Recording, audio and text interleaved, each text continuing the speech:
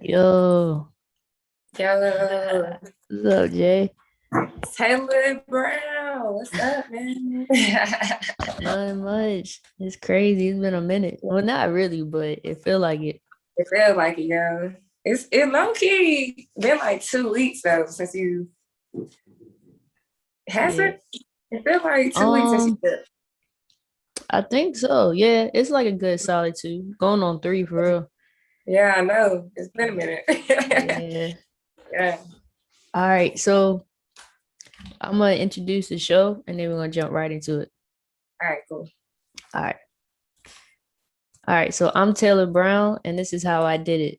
The show where we talk with champions about how they achieve their dreams. On today's show, we're talking with Jemimah Ashby, aka Jay, former teammate with Ami Basketball, and Ephraim Morocco. She's not only a hooper, but she's an entrepreneur and more. So, Jay, thank you so much for coming on the show. Thanks for having me. I'm excited to be here. No problem, no problem. All right, so first question I gotta ask you. Um, you already know, we both know this is your first pro contract, first championship that you brought for the team and for the city. You know, you was able to share not only that, but you had back-to-back wins recently. And one thing you said to me when we first met was, you said, I don't lose. That was the first thing you said that stuck with me. So talk to me about all the success, that you just kind of, just experienced so far in your career. Man, it's been a blessing to be honest. First, all glory to God. Everything I talk a lot of junk on the court. I got a lot of belief in myself, but I know it all comes from him. But yeah, like you said, it's my first deal. You know, it kind of came out of nowhere. I've been staying in shape, but got the opportunity to go overseas and I took it. I met Taylor Brown, met Mo Coker, former WNBA, and it was just like everything just came in alignment. So we won that championship. It was a crazy experience. Seeing how the city showed so much love. I know that that's something we both will never forget. Yeah. And so all that happened, but even when it was happening, I really wasn't feeling like I was playing my best. I was feeling like, dang, I need to get going out here. So Mhm. after y'all left, and it was just me left, only American left, Yeah. you know, a lot of doubt kind of set in for a second. People were still kind of disappointed that she was leaving. People were disappointed that Mo was leaving. It was kind of like, okay, y'all don't think, I can do this. So it's just one of the moments where you kind of got to believe in yourself Mhm. and just go out there. And so that first game, you were still here in town, you're in play. Mhm. I just said, hey man, I'm just gonna go out here and I know who I am. So that's all that matters. So Yeah. I went out there, had a big game, we won. And then ever since then it's just been a lot easier. So going out there the second time, had another good game. So I'm just thankful, man. Thankful. Yeah. Nah, Yeah. that's what's up. That's what's up. Nah, that game, let's talk about that buzzer beater. It was like 5 seconds left on the clock, rebound off the free Uh, throw and the assist. Like, walk me through that. yeah. Yeah. Okay. You counting down the points. It's fourth quarter. You down, so you're ready. Just like, all right, we gotta get a bucket. So I just remember I was at the free throw line. We were down one at the time. Mm. Other team at the free throw line, about 8 seconds on the clock. She made the first free throw, and I remember sitting in my head on the line saying, "She missed this second one. We're gonna win this game." So she missed that second free throw. We got the rebound on the jump ball. And it's about 7 seconds left. We down two. No timeouts. You don't really got time to think. You just gotta go. So Mm. inbounded the ball. And in my head, I'm thinking I'm about to go to the basket. Mm. I'm feeling like it's my shot to take. Yeah. Kobe time. My head. Yeah. Kobe. But got that ball, start going coast to coast. Double team came, triple team came. And just for a split second, I see our shooter Zara in the corner. So gave the rock up to her. Next thing I know, the ball went to the net from the three. She shot the three. I look, ball's in the net, buzzer sounds. I'm like, let's go. So all that, man, just feel like confirmation that, all this was just kind of destined, man. That was a crazy win. Yeah, no, it definitely was. Definitely was. So, all right, so before you end up in Morocco, you spent years just working, training, playing leagues back home, and all for this moment. So, what was your biggest lesson, I guess, that you learned through the process of just like working towards achieving your dream? Yeah, like you said, man, it's been a journey. I gave up on basketball, to be honest. For a minute, I just accepted the fact, like, hey, I'm not gonna go overseas. It's all right. I know I was a good hooper, and I was just training and working out mostly that was just in me, staying in shape all my life playing ball. But somewhere along the line, it was always this little part of me deep, deep down that was just like, man, nothing else satisfies you like basketball. Like that's you, Yeah. So went through some stuff this year. Uh, Shout out to Joe Osteen. I was reading one of his books. And so I started getting deeper and deeper in the book. It was like a journey of growth in the book. And then the last part of the book just started talking about start back dreaming. And some of you have buried dreams, life situations have made you bury dreams and stuff like that. So that really hit home for me. So I know I had buried my basketball dreams. So I just remember getting on my knees that same day, just asking God, I was like, hey, don't know how, haven't played basketball. I've been hooping, like you said, in leagues in Atlanta. Just doing it just to keep my sanity because I love the game. Did all that, but got on my knees that day and just said, all right, God, if there's a way for you to make this happen, make it happen. And a week later, less than a week, somebody reached out to me, a coach I had known since like 2015, reached out to me and just said, hey, I want to give you a chance. So what I learned out of that, to be honest, is one, stay prepared. You never know. It could take one act of God, one moment, one random, you never know. So just keep working, stay ready. So, and two, keep trusting God, man. I can't put it no other way. I hate to be, I don't want to sound super religious, but it is what it is. Like without that factor, Yeah. I wouldn't be here. So Yeah. keep grinding, and then you got to believe in your dream. Keep dreaming. Yeah. No, that's dope. That's dope. That actually leads into my next question. After basically living together for about a month, I realized that you have a strong faith, in God, and you're a believer. So I guess you kind of answer it, but like, how does that your faith play a role in your success? Not even just on the court, but off the court as well. It's all God, man. At this point, I just try to make it a point to put him first every day. I used to wake up, I get on Instagram, I always been a prayerful person. Like I pray in the morning when I wake up, pray at night, but sometimes I just wake up, get on the gram, or just kind of get on my phone, do other stuff. But now, I just made it a priority to start my day with him every single day, God first. And he leads me, man. Like that's what I ask. I just learned to trust him. If stuff doesn't happen, I don't really trip. I say, okay, I must not have needed that to happen then. And when stuff does happen, I'm like, all right, let me go with the flow. Like when you hit me up to do this podcast, it's like, okay, I don't have to initiate stuff too much. It's like, just stay close to him and he does the rest. So my success on the court, my success in life, I contribute it all to him. Him leading me, him giving me favor with people. And then sometimes I doubt myself still. Sometimes I got fears.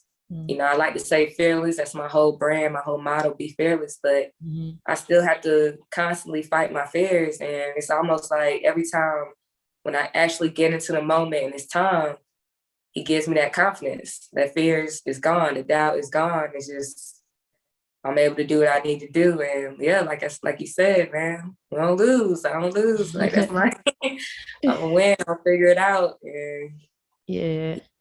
he helps me do that. That's up. That's what's up. That's what's up. So, what was your biggest lesson? I won't say from the pandemic because we're technically still in the pandemic. But yeah, what was your biggest lesson from it so far? And biggest lesson from the pandemic is life doesn't happen to you, it happens for you. You Mm, know, so you can any situation, you can let it hold you down or you can look at it as a way to come up. And so for the pandemic, for me, it was all about maximizing this crazy time. Know a lot of people was going through a lot of stuff. I got people close to me who went through a lot of stuff. But one thing I did was just focus on what I could do in that moment. So was able to really, I had a business before the pandemic outside of working my full-time job, but because of the pandemic, I was able to work from home. And when I say I capitalized on that, I didn't play around. Like I was spending all the time I could out in Atlanta promoting my business. A lot of people probably seen me in the streets selling my gear. yeah. Like I was every day getting content, promoting, putting myself out there, you know, and I was able to really grow a following, was able to really grow confidence in myself, grow my business. I was able to bring to fruition some of my dreams, my nonprofit, like doing a back to school event for kids, giving out computers and technology to kids in need when the pandemic hit. God just opened the doors, but he wouldn't have opened it if I wasn't out there actively trying Mm, to make it happen. So yeah. my biggest lesson would be, life is happening for you. And two, you can't sit around and wait for something to happen. No, you still got to be actively out there trying to make it happen. Yeah. Oh, I like that. I like that for sure. Definitely have to Yeah. put yourself out there. So you kind of brought it up, but yeah, not Mhm. only do you play pro ball, but you work full time, corporate America, you run your own business, you helping people register the LLCs, and then in between that, you're doing your 40-minute workouts, and you're promoting your gear on top of it, and then you're preparing to go to practice. So by the end of the day, you know, how do you do it, and what drives you to work so hard? Yo, man, I just got done doing a quick YouTube workout prior to this podcast, but you know Yeah. that. I was just rushing to try to get myself ready to get on with you. So I just wanted to make sure I got that workout in. But I had these talks with myself all the time. It's not always easy. I had some moments a lot of times where I just cry, I feel stressed, I feel like woof. But that's most of the time I feel like I'm able to do it, man. It's like I wouldn't even want less on my plate. And Mm, I don't know. I guess what drives me is just I want I just see myself being great, and I don't want no one's ever handing me anything. I didn't grow up with my people having a lot of money, we struggled growing up Decatur, East Atlanta, Georgia. And I saw my parents grind. I was just thinking about it, man. I come from my dad he was a grinder. He hustled. My mm, mama hustled. And so for me, it's like, yeah, it's work, but it's easy. It mm, feels like I'm supposed to be doing this. Like, why not? Like, I got one life. mm. Why not bet on Jay? Who's going Right. else is gonna bet on Jay if I don't bet on Jay? And so I'm working corporate America full time, but I'm also like, I refuse to not make time for myself and my own dreams these days. Like I used to do that and I was miserable. I used to Mm. just work, do my 9 to 5, and I'd be tired and I just wouldn't do stuff for myself. And I was drinking a lot. It just wasn't me. Mm. So these days, what I tell myself and what I make sure is that, hey, no matter what, I'm gonna make sure I make time to put myself for first and to push towards my own dream. So, okay, Carter Center, where I work at, you gonna get me. And then I'm still gonna shut this down, and I'm still gonna make time to promote my brand. I'm still gonna make time to do my LCs, but I had to get organized. At first I was just, I was going crazy, just trying to juggle it all. But these days, each week, Monday through Sunday, I write out my plans. I don't always stick to it completely, but I write out everything I want to accomplish on Monday, Tuesday, Wednesday, Thursday, Friday, Saturday, Sunday. And I generally try to do that. Like I look at the book at the end of the day, maybe every 2 days, like, I get these done, so I got to stay organized for sure. I had to learn that part. But other than that, my motto is just eat, man. You got to get it, eat. Yeah. Nah, that's what's up. That's what's up. So we're down to our last 2 questions. All right. So first question, what inspires you? What inspires me? What inspires me is other people. If I was just doing stuff for myself, I probably wouldn't be that inspired. But I'm inspired because I do believe that my life has a greater purpose to help others. I feel like when I'm at my best, I'm a light to others. When I'm at my best, I motivate others. I feel like I have a light, and when I do what I do, I can impact lives. I can help somebody who was being overlooked, somebody who doesn't get a lot of love, somebody who's struggling out here, and motivate them to keep going. I can relate to so much. Like, people look at me now or look at me in the outside or whatever. But I'm trying to tell you, like, yeah, I told you some stuff, Tay. Like, I can relate. And the thing I just want people to get, and the reason I go so hard is just because I just want to inspire others to just keep going, to chase your dreams, to be a light, to get out of all the BS around you and just be great, man. You got it. Everybody has it. Yeah. You gotta believe in yourself, though. Yeah. I feel that. So second question, what is your pet peeve? Pet peeve. I got a lot of those. No. I was just thinking of one of them before I got on this call, and it was men who do too much. Like, oh man, we had them try talks. to be nice to somebody, and they just keep hitting you. Like, man, you trying to be nice? That's one. Yeah. 2, people who just talk about people all day. Like, you have nothing else to talk about. Talk about something else. Like, people watch, talk about people, have negative stuff to say about people all day. I'm uninterested. Yeah. And yeah, I mean, that might be my top 2 that come to mind. All right. That's cool. All right. Third question. What's your guilty pleasure? Go-to pleasure. Woo.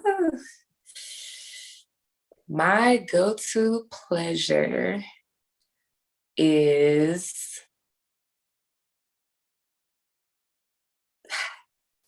this is gonna sound really, really whack, but okay. I like to get dressed up and have photo shoots. That's like my thing. So if I want to vibe out that day, make time for Jay, it's gonna be me getting my life and going somewhere, taking pictures. Probably take my own pictures half the time on my own tripod. I don't need nobody to take them. Yeah. And just vibe out with myself, some good music, and let me have some good, sweets or something sweet. But yeah, that's me, Yeah, I kind of peeped that.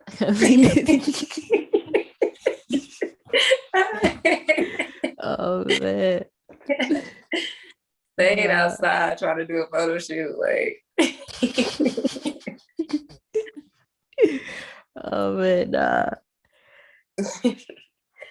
All right, Jay. So those are all my questions for you. Will you be back? We do another one? Another podcast? Yeah, do another recap. Yeah. You better invite me back. I love the whole Taylor Brown Never Stops movement. I told you that from day one, man. That just does something to me already. Like, and your energy and everything, man. I support. I want to be a part. And I just want you to do what you do. Never stop, man. Keep going. This is dope. I appreciate that. Appreciate it a lot. And yeah, we definitely, met for a reason. And definitely played a big impact in my life in a short period of time. So for sure. You already know. Yeah, man. Same. Yeah. Like, Yeah. let me It's go crazy. about how God just aligned all of this, aligned us, aligned that championship. Like, Yeah. I wish people could be here to really experience what we've experienced over like this Ex- past month. exactly. Like it was crazy. Still Yeah, crazy. Still going. still Like crazy. Like, as I sit here and talk to you, I just have to be like, yeah. crazy. Yeah. Move. Everybody keeps asking. And I feel like I'm not saying enough. Like I'm not Yeah, really explaining like the experience. So you have to yeah. be here, man. Some stuff is like you have to be here. Maybe you fine with the video productions. Maybe at some point you could really sit down and just try to capture it all. But Yeah. it's something people gotta visualize and feel, because what we experienced was just like Too surreal. movie. Movie. Literally, man. Well, all right, I won't hold you up too much. Thank you for coming on the show again. Appreciate it. And you already know, we'll stay in contact. Oh yeah. Oh yeah. Thanks for having me though. Yeah, Anytime, I'll be back. yeah, for sure. All right, Jay. All right, Tay. Hold it down.